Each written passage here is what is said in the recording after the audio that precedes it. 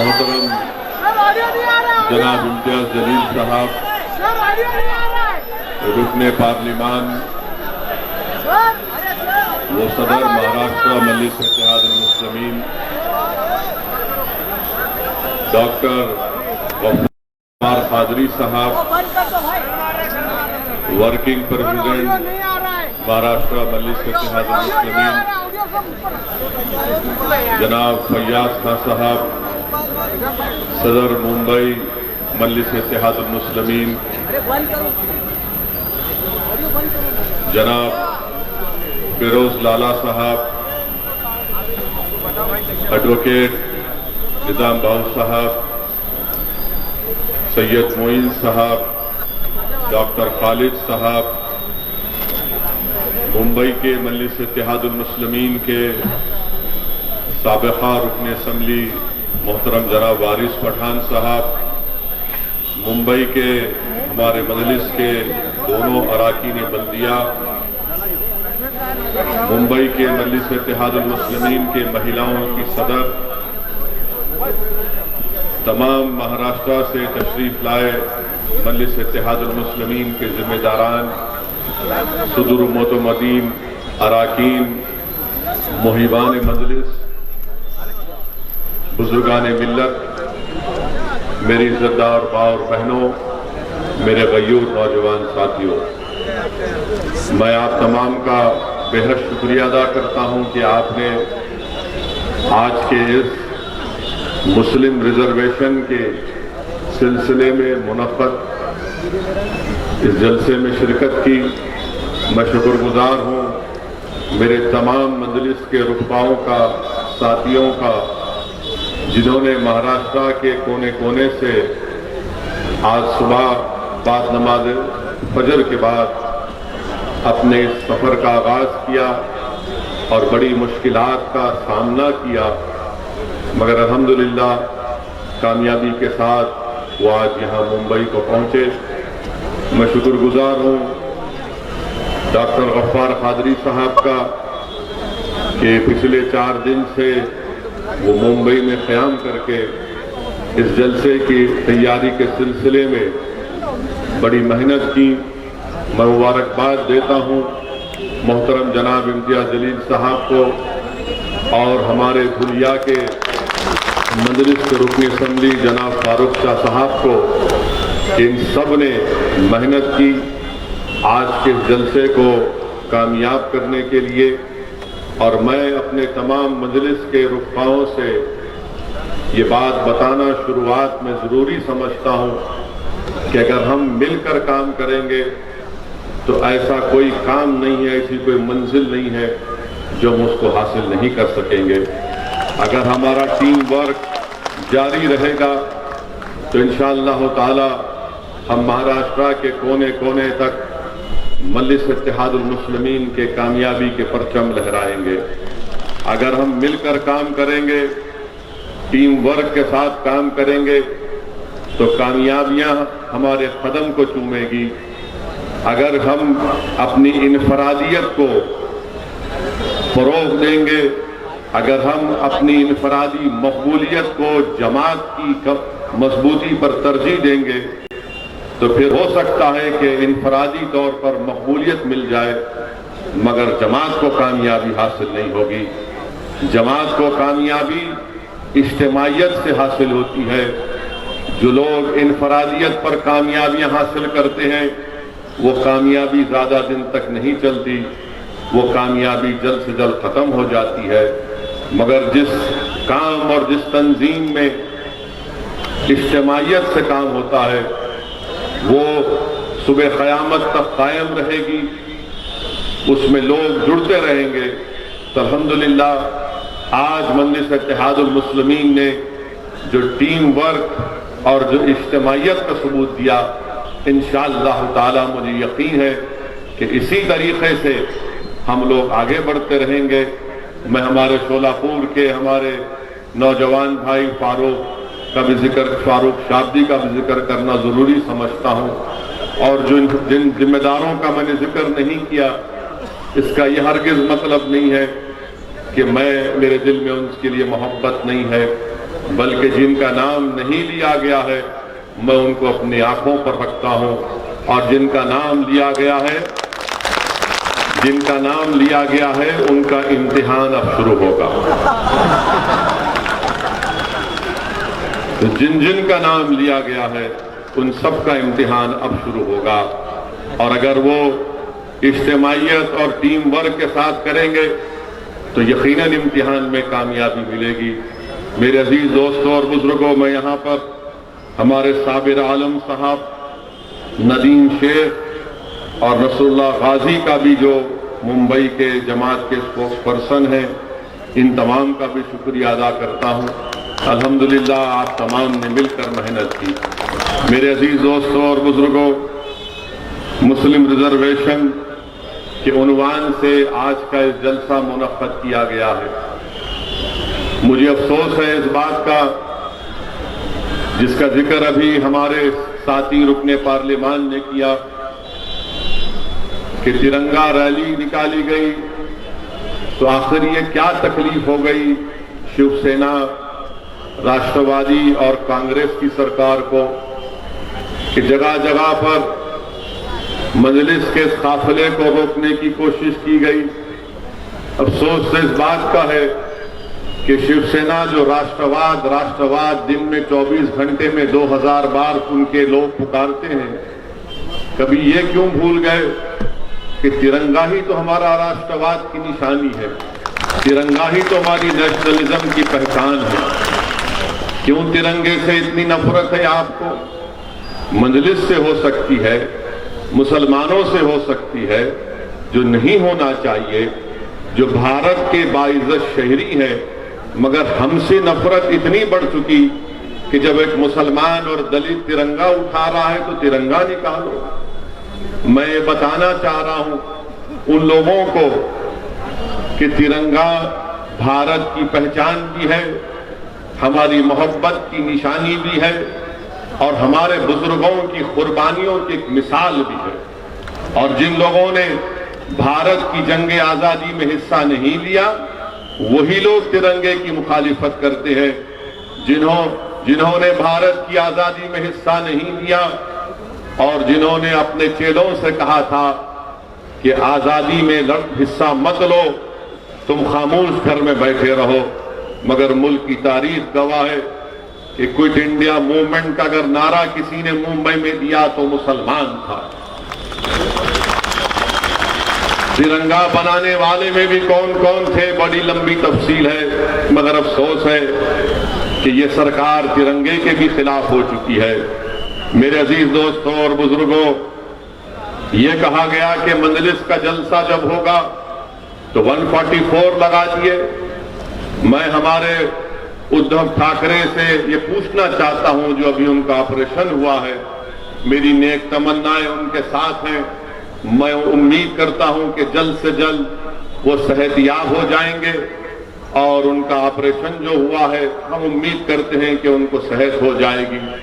मगर हम उनसे ये पूछना चाहते हैं, उनकी सरकार से पूछना चाहते हैं कि दिसंबर के इस महीने में कांग्रेस के साबिका प्रेसिडेंट जो अमेठी से हार गए और केरल से जाकर कामयाब हुए, वो मुंबई को आ रहे हैं, तो क्या जब भी 144 लगेगा या फिर उनका इस्तकबाल फूलों से किया जाएगा? जब 144 लगाएंगे आप, जब कांग्रेस के वो मौसूफ आएंगे, महाशय आएंगे मुंबई को, जब ओमाइक्रॉन की बात नहीं होगी, जब सत्ता की बात होगी। मेरे अजीज दोस्तों और बुजुर्गों, सबसे अहम बात जो आप और हमने सुना, महाराष्ट्र की जनता ने सुना कि मुस्लिम आरक्षण के नाम पर कैसे कांग्रेस के, राष्ट्रवादी के बड़े बड़े लीडर्स ने जो बयानात दिए थे कि महाराष्ट्र के मुसलमानों में वो जो 55 कास्ट हैं उनको रिजर्वेशन मिलना चाहिए। मुंब्रा का एमएलए जो मजलिस के हर जिम्मेदार के पीछे रहता है, उसने कहा कि हमारे दस्तरखान से खाना उठा लिए, तो ये महाराष्ट्र का मासूम मुसलमान इतना खुश हो गया कि इसने कहा कि हमारे दस्तरखान का खाना उठा लिए, ये हमको खाना लौटाने की बात कर रहा है। तो हमने खाने को भूल गए, भूखा रहकर उसको वोट डाला, हमने भूखा रहकर उसको वोट डाला। मगर जब इख्तिदार मिल गया तो दस्तरखान पर आप नजर नहीं आते, दूर दूर तक मुसलमान उस दस्तरखान पर नजर नहीं आता जिस पर बोटियां हैं, बड़े बड़े खाने हैं, और उस टेबल पर 3 ही लोग बैठकर दबा दबा कर खा रहे हैं, जिसका नाम उद्धव ठाकरे भी है, जिसका नाम शरद पवार साहिब भी है, और कांग्रेस के कौन है कौन कहने नहीं मालूम, जो भी है। आप कहां हैं बताइए? आप तो बावर्ची खाने के पास भी नहीं है, आप तो बटलर भी नहीं है। आपका काम यह है कि इनको खाना पकाने के लिए हर चीज मुहैया करो, और जब खाना पक जाएगा तो ये तीनों बैठकर खा लेंगे, और हम ललचाई नजरों के साथ अपने बच्चों को भूखा रखकर अपने घर में चिराग नहीं जलाकर इन जालिमों को हमने इख्तियार दिया। क्यों दिया? कि इन्होंने कहा था कि मंदलिस को वोट मत दो, मंदलिस वोट काटेगी। आपने उन पर भरोसा किया।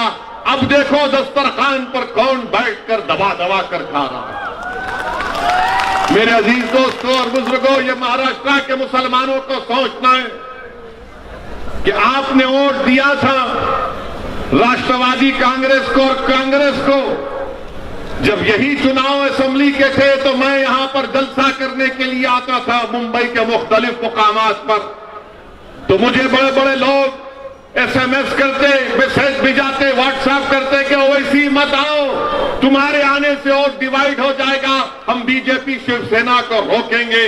मैं पुकारता रहा और कहता रहा कि देखो बीजेपी शिवसेना को तुम नहीं रोकोगे, ये इख्तियार में आएंगे, यही कांग्रेस और राष्ट्रवादी आपको धोखा देंगे। मगर मुसलमान मासूम है, दस्तरखान पर बैठने के लिए तड़प रहा था, मगर मालूम क्या हुआ, वोट तो मिल गया मगर कांग्रेस और राष्ट्रवादी जाकर शिवसेना से हाथ मिला। रिजर्वेशन कहां गया बताइए आप? मंदलिस को वोट नहीं दिया गया। मैं इकरार करता हूं आपके फैसले का, उसकी इज्जत भी करता हूं। जमहूरियत में आपको इख्तियार है कि आप किसी को भी वोट दें, मगर सवाल यह पैदा होता है कि कब तक आप धोखा खाएंगे, कब तक मुसलमान धोखा खाएगा इन हमदर्दी की बातों को सुन सुनकर। मैं तो यह समझ रहा था कि मुंबई की सड़कों पर शहादत बाबरी मस्जिद के बाद जो खून की होली खेली गई तो वो आपकी आंख खोल देंगे। मैं तो यह समझ रहा था कि एक सियासी शऊर बेदार हो जाएगा और उन लोगों पर भरोसा नहीं किया जाएगा जिन्होंने हमारे नौजवानों के मुस्तकबिल को टागा लगाकर जेलों में सड़ा सड़ाकर उनकी नौजवानी को बर्बाद कर दिया। मगर आप भूल गए। फिर चुनाव पे चुनाव आया, सेकुलरिज्म सेकुलरिज्म सेकुलरिज्म। अरे बताओ भारत के मुसलमानों, मैं सिर्फ महाराष्ट्र के मुसलमानों से नहीं, मैं भारत के मुसलमानों से पूछ रहा हूं, सेकुलरिज्म से हमको क्या मिला? सेकुलरिज्म से सिर्फ मुशायरा मिला, सेकुलरिज्म से सिर्फ नारे मिले, सेकुलरिज्म से सिर्फ मीठी मीठी बातें मिली। क्या सेकुलरिज्म की वजह से आरक्षण मिला? नहीं मिला। क्या सेकुलरिज्म की वजह से मेरी मस्जिद का तहफ्फुज हुआ? नहीं मिला। क्या सेकुलरिज्म की वजह से मस्जिद शहीद करने वालों को सजा मिली? नहीं मिली। क्या सेकुलरिज्म की बुनियाद पर मुझे इंसाफ मिला, हक मिला, इज्जत मिली? नहीं मिली। मगर मुसलमान क्या बोलता है? सेकुलरिज्म। कौन सा सेकुलरिज्म? मैं उस सेकुलरिज्म को मानता हूं जो भारत के संविधान में है। मैं इस पॉलिटिकल सेकुलरिज्म को कभी मानता नहीं था, ना हूं, ना कभी रहूंगा। मुसलमानों, पॉलिटिकल सेकुलरिज्म को धिक्कारो। आपको एक सियासी ताकत बनना है, आपको एक सियासी कुव्वत बनना है। रिजर्वेशन तो तभी हासिल होगा।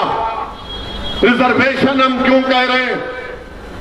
रिजर्वेशन इसलिए कह रहे हैं क्योंकि भारत के संविधान में आर्टिकल 15 और 16 के तहत जो फंडामेंटल राइट में आता है, जो फंडामेंटल राइट के चैप्टर में आता है, उसमें ये गुंजाइश है कि वो कौम, वो कास्ट, सोशली, समाजी और एजुकेशनली, तालीमी तौर पर, समाजी, इक्तिसादी और तालीमी तौर पर पीछे उसको रिजर्वेशन मिलना चाहिए। हम किसी और को रिजर्वेशन दो, उसके ऊपर खिलाफ नहीं है, दो आप, मगर तरफे तमाशा ये है, नाइंसाफी की हद ये है कि high court, Mumbai high court ने कहा कि महाराष्ट्र के मुसलमानों को रिजर्वेशन दिया जा सकता, दिया जाना चाहिए। वो बैकवर्ड है सोशली, एजुकेशनली। उसके बावजूद भी ये 3-in-1 की सरकार, शिवसेना, राष्ट्रवादी और कांग्रेस भूल गए और मराठा रिजर्वेशन की बात करते हैं।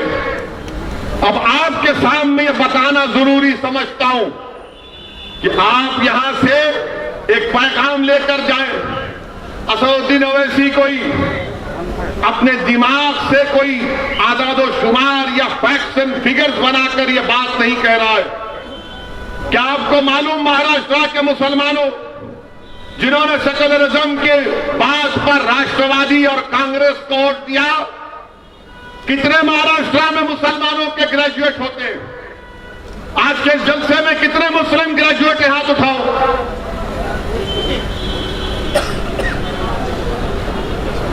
तीस भी नहीं है। इतना बड़ा जलसा और 30 ग्रेजुएट नहीं है। आप सोचो फिर, गवर्नमेंट का डेटा कहता है कि महाराष्ट्र में ग्रेजुएट मुसलमान खाली 4.9 है। हिंदू भाई कितने? 8.9। क्रिश्चियन 22%। ओवरऑल पूरे महाराष्ट्र में 8.7 है, जिसमें आप खाली 4.9 है। मेरे अजीज दोस्तों और बुजुर्गों, और फिर आप देखिए हमारी बर्बादी का डेटा ये कहता है कि कितने मुसलमान ड्रॉप आउट होते हैं, कितने मुसलमान ड्रॉप आउट होते हैं। आपको मालूम, महाराष्ट्र में प्राइमरी स्कूल में सिर्फ 22% मुसलमान बच्चे और बच्चियां 22% एडमिशन लेते हैं। यहां पर हमारी मां और बहनें बैठे, यहां पर साहब औलाद लोग बैठे हैं। क्या आपकी ख्वाहिश नहीं है कि आपका बच्चा स्कूल में पढ़े? क्या आपकी ख्वाहिश नहीं है कि मुसलमान बच्चियां स्कूल में पढ़े? सिर्फ 22% पढ़ते हैं। और जब मिडिल स्कूल को आते तो गिरकर वो 13% हो जाता है। प्राइमरी में 22, मिडिल में 13 और मैट्रिकुलेशन सेकेंडरी में आते आते 12% होता है। हायर सेकेंडरी इंटरमीडिएट में 7.1% और ग्रेजुएट 4.9। यानी 22 से शुरू होकर ग्रेजुएट होने तक खाली 4% पे आ जाते मुसलमान। आप रिजर्वेशन नहीं देंगे? क्यों नहीं पढ़ रहे? मुसलमान पढ़ना चाहता है। ये संघ परिवार के जालिम लोग झूठे हैं जो कहते हैं कि मुसलमान पढ़ना नहीं चाहता। मुसलमान पढ़ना चाहता है। क्यों नहीं पढ़ पाता? क्योंकि उसके पास पैसे नहीं है अपने बच्चों का पढ़ाने के लिए। तुम रिजर्वेशन दो उसको, देखो हमारे बच्चे और बच्चियां आसमानों तक, ऊंचाई तक जाएंगे। मगर आप नहीं करना चाहते। ये तमाम के तमाम लोग, ये तमाम सियासी पार्टियां जिनको तुम आज भी अपने दिल में सोचते हो कि मंजलिस है, मगर ये कैसा करेंगे? अरे अब तो खोलो अपने दिमागों को, सुनो मेरी बात को, निकालो अपने दिमाग से इन जालों को। क्या तुम नहीं चाहते कि तुम्हारे बच्चियां, तुम्हारी औलाद पढ़े? 22% प्राइमरी में एडमिशन और ग्रेजुएट से 4.9।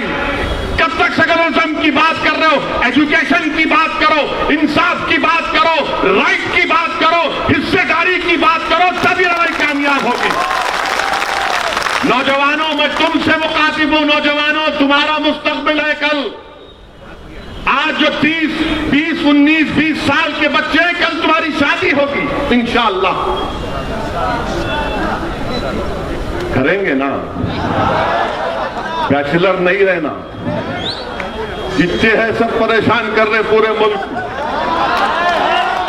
समझे ना? घर में जरूरी है।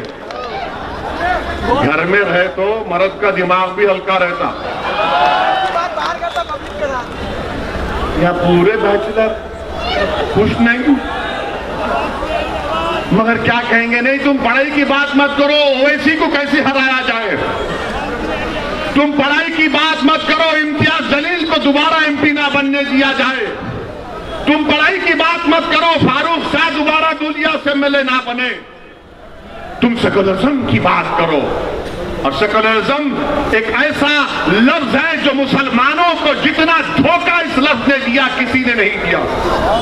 हर अखबार में आप यूपी का चुनाव आ रहा है, अब मैं कल जा रहा हूं कानपुर को, तो जैसे मैं अब शुरू हो गया वहां पर ओवैसी आ रहा है, सेकुलरिज्म कमजोर होगा। अरे क्या सेकुलरिज्म का ठेका तुमने लेके रखा है? मेरे अजीज दोस्तों और बुजुर्गों, फिर आप देखिए, आपकी बर्बादी की दास्तान आपके सामने रख रहा हूं। यहां पर हमारी बहनें प्राइमरी स्कूल में 23% मुस्लिम बच्चियां प्राइमरी में, मिडिल स्कूल में आने तक 12%, मैट्रिकुलेशन 11%, हायर सेकेंडरी इंटरमीडिएट 6%, गिरते जा रहा है, मगर कोई रिजर्वेशन की बात नहीं करेगा। और फिर मेरे अजीज दोस्तों और बुजुर्गों, अभी एक और बात आपको बताना चाहूंगा, जो मेरा डेटा नहीं है, ये गवर्नमेंट का डेटा है, महाराष्ट्र की सरकार का डेटा है। आपको मालूम महाराष्ट्र में कितने मुसलमानों के पास जमीन नहीं है, जो लैंडलेस अंग्रेजी में कहते हैं। 83% मुस्लिम्स के पास जमीन नहीं है, लैंडलेस है। कितने मराठाओं के पास जमीन नहीं है? 8%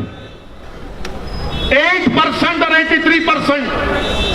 बताओ आप, ये कौन सा इंसाफ है कि शरद पवार का दिल सिर्फ मराठाओं के लिए धड़केगा? क्या उद्धव ठाकरे का दिल सिर्फ मराठाओं के लिए धड़केगा? क्या कांग्रेस का दिल सिर्फ मराठाओं के लिए धड़केगा? अरे इंसाफ कमजोर से होना चाहिए, मजबूत से नहीं। इंसाफ जो जमीन पर गिरा है उसको उठाने की बात होनी चाहिए, जो आसमानों पर उसको और ऊंचा कहां ले जाएंगे तुम, मगर नहीं बात करेंगे ये। आपको मालूम कितने मुसलमानों के पास 2.5 एकड़ जमीन है पूरे महाराष्ट्र में? 10%। कितने मराठाओं के पास 10% जमीन है? 62.74%। कितने मुसलमानों के पास 5 एकड़ जमीन है? 4%।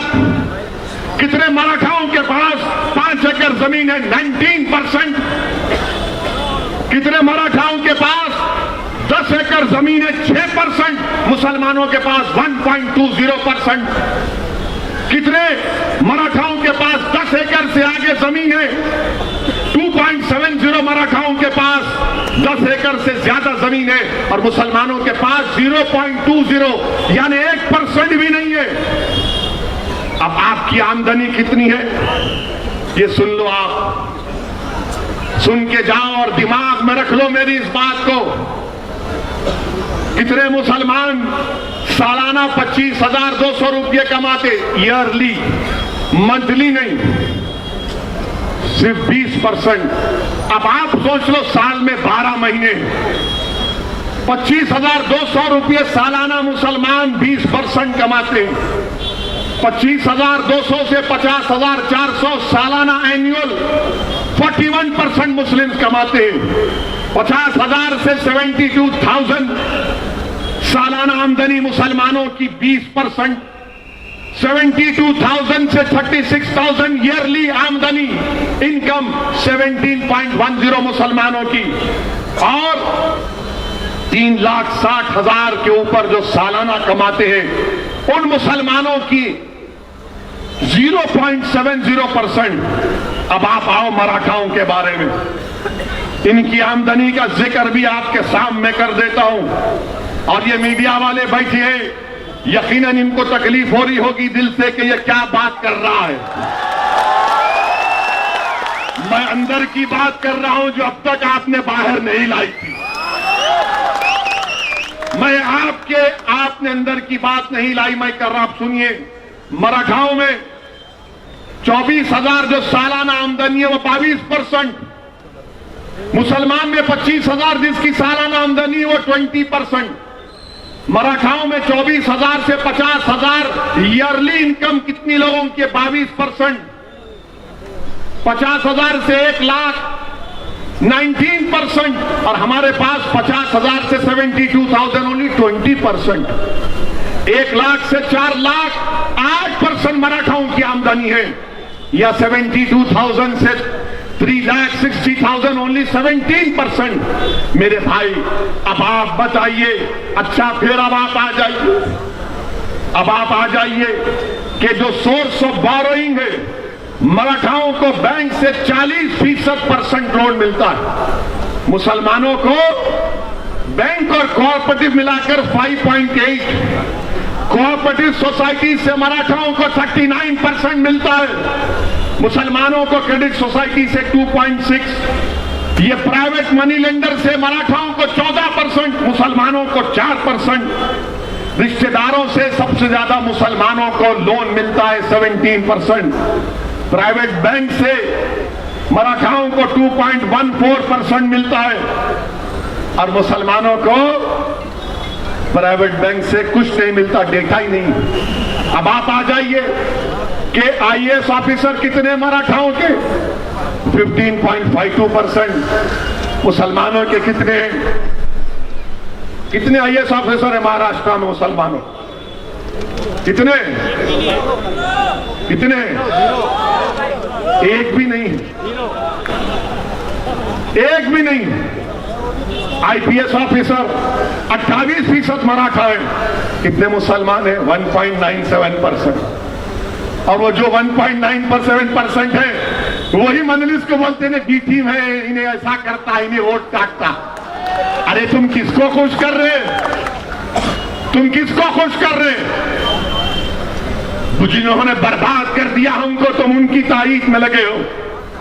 और आईएफएस ऑफिसर 18% मराठा है। मंत्रालय में कितने मराठा हैं? 16.17%। मुसलमान कितने हैं? 0। मेरे अजीज दोस्तों और बुजुर्गों, ये मुसलमानों की बर्बादी की दास्तान आपके सामने रख रहा हूं। अब कोई कहेगा तुम घर की बात नहीं किए, तो कच्चे घरों में सबसे ज्यादा रहने वाले मुसलमान 67%, सेमी पक्का घरों में रहने वाले मुसलमान, और रेंटेड घरों में रहने वाले कौन? मुसलमान। एक कमरे में अगर 4 लोग रहते हैं तो सबसे ज्यादा कौन है? मुसलमान। एक कमरे में, 2 कमरे में 48% मराठा रहते हैं, मुसलमान का डेटा नहीं है। 3 कमरे में मुसलमान का डेटा नहीं है। 5 से ज्यादा कमरे में मुसलमान का डेटा नहीं है। अच्छा, टॉयलेट फैसिलिटी, बैतुल खला 35% मुसलमान के पास, मराठाओं के पास 76%। आप बताइए ये क्या हो रहा है फिर? इसकी बात ना कोई एनसीपी करेगी, ना राष्ट्रवादी करेगी, ना कांग्रेस करेगी। क्यों नहीं करेंगे? जब पार्लियामेंट में बिल लाया गया कि रिजर्वेशन का इख्तियार रियासत की बीसी कमीशन को मिले, सब महाराष्ट्र के जितने एमपीज थे सब मराठा रिजर्वेशन की बात करें। अगर किसी ने उठकर मुस्लिम आरक्षण की बात की तो जमात का नाम मजलिस इत्तेहादुल मुस्लिमीन था। हमने उठाया इसको, और सब लोग देख रहे थे, शिवसेना के लोग, राष्ट्रवादी के लोग, कांग्रेस के लोग देख रहे थे। मेरे अजीज दोस्तों और बुजुर्गों, ये हमारी बर्बादी की दास्तान है। फैक्ट्स एंड फिगर्स आपके सामने रखा हूं। मेरी आपसे गुजारिश है कि हमको इस लड़ाई को जारी रखना है। ये जिन लोगों को आपने सुना, ये तमाम के तमाम सिर्फ धोखा देते आए हैं। मजलिस जहां भी इलेक्शन लड़ती है, इनको एक तकलीफ हो जाती है कि वोट कटेंगे। अरे वोट कटे ना तो फिर तुमने शिवसेना को क्यों अपने पास बिठा लिया? क्या शिवसेना सेक्युलर है? यही उद्धव ठाकरे महाराष्ट्र की विधानसभा में खड़े होकर कहते हैं कि हमको फख्र है कि हमारी पार्टी के कार्यकर्ताओं ने बाबरी मस्जिद को शहीद किया। क्या शरद पवार साहब, क्या आपको यह तकलीफ नहीं हुई कि जिस पार्टी की आप तारीफ कर रहे हैं उसका मुख्यमंत्री कह रहा है कि हमारे कार्यकर्ताओं ने बाबरी मस्जिद को शहीद किया? कांग्रेस गीरत तो इनके पास रही नहीं, अब बाकी हर चीज से मोहताज हो चुके हैं और इंशाअल्लाह ताला बहुत जल्द चंद सालों के अंदर कांग्रेस और कमजोर होगी इंशाअल्लाह। मजलिस पर इल्जाम ये क्यों शुरू किए तुम? क्यों नहीं शुरू करना? क्या रिजर्वेशन नहीं मिल रहा हमको? रिजर्वेशन महाराष्ट्र के मुसलमानों का एक राइट है। रिजर्वेशन से ही मुसलमानों की सफों में गुर्बत का खात्मा होगा। रिजर्वेशन से ही हमारे बच्चे और बच्चियां पढ़ेंगे। रिजर्वेशन से हमको इज्जत मिलेगी। याद रखो मुसलमानों, अगर हमको हमारा हक नहीं मिलता अलग बात है, मगर मैं बेइज्जती की जिंदगी गुजारने का कायल नहीं हूं। यह बेइज्जती हमसे की जा रही है, धोखे पे धोखा हमको दिया जा रहा है और ये कहा जा रहा है कि ये भड़काऊ भाषण करते हैं, ये फुला करते हैं और हमारे आने पर दूल्हे भाई आ रहे तो 144। जब राहुल गांधी आएंगे क्या करेंगे? नहीं, कोई वो माइक्रोन नहीं, आने दो। हमारे तो 144। कितना 144 लगाओगे? क्या बीएमसी का चुनाव भी रोक दोगे? क्या महाराष्ट्र के चुनाव को रोक दोगे? अरे ओ माइक्रोन आ रहा है तो आप बताओ मुंबई में कितना जीनोम सीक्वेंसिंग हुआ है? कितना जीनोम सीक्वेंसिंग किया उद्धव ठाकरे की सरकार ने महाराष्ट्र में? बताओ, पूरे भारत में 1% भी जीनोम सीक्वेंसिंग नहीं हुआ। कितने मुंबई में 45 साल से ज्यादा कितने लोगों को 2 वैक्सीन लगे बताओ? अच्छा, जो हमारे डॉक्टर हैं, नर्सेज हैं, 7 महीने हो चुके उनको 2 वैक्सीनेशन होकर, उनको लगना चाहिए बूस्टर शॉट, मगर मोदी जी को फिक्र नहीं है, उद्धव ठाकरे को फिक्र नहीं है। और बूस्टर शॉट माहिरीन कह रहे हैं कि कोवैक्सीन और कोविशील्ड नहीं हो सकता। बूस्टर शॉट खाली mRNA का फाइजर या मॉडर्ना होगा। मगर मोदी जी देश में मुल्क को चला रहे, मगर फाइजर और मॉडर्ना से इंडेमनिटी क्लास पर झगड़ा चल रहा है। थर्ड वेव आएगी नहीं आएगी अल्लाह जानता है, हम भी नहीं चाहते कि थर्ड वेव आए, मगर बूस्टर शॉट लगाएंगे नहीं लगाएंगे ये आपका काम है। मैं मुसलमानों में तो बूस्टर शॉट लगा के रहूंगा इंशाअल्लाह ताला। हम बूस्टअप करेंगे। अपने हौसलों को बुलंद रखिए, कभी नाउम्मीदी को अपने करीब आने मत दीजिए और डरने और घबराने की जरूरत नहीं है। मैं सरकार से कहना चाहूंगा कि नागपुर में असेंबली का सेशन होने जा रहा है। अगर इम्तियाज जलील और डॉक्टर गफ्फार कादरी ये प्रोग्राम बनाएंगे कि जब असेंबली का सेशन चलेगा तो मजलिस को भी नागपुर में एक एजिटेशन करना पड़ेगा, तो मैं आने को तैयार हूं इंशाअल्लाह ताला। अभी मुंबई में हो रहा है, सुना चेंज कर दिए, ठीक है, फिर आएंगे। जब असेंबली में बैठकर पूरे एमएलए बैठ सकते हैं, जब 144 या वो माइक्रोन नजर नहीं आएगा, बड़े बड़ी सभाएं सब करेंगे। ये सबक नहीं हासिल करना चाहते राष्ट्रवादी और कांग्रेस के लोग। हर वक्त रोकते थे मजलिस को। जो कई बरस पहले जब हम और मोइन सैयद मोइन मजलिस का पैगाम लेकर महाराष्ट्र में जाते थे तो हर जगह पर पुलिस वाले आकर हमको लव लेटर दे देते थे। मगर आज माशाअल्लाह आपकी दुआओं का असर है, आपकी मोहब्बत है कि जब प्लेन से निकलते हैं तो हजरत पुलिस सामने ठहर कर बोलती है कि आपको रिसीव करने आए हैं, आप रिसीव कर लीजिए हमको। मैं तो सिक्योरिटी लेता नहीं हूं, अल्हम्दुलिल्लाह, अल्लाह हमारे लिए काफी है। मगर फिर भी आते हैं। और जो लोग जिंदाबाद, तुम भी जिंदाबाद, आप जिंदाबाद।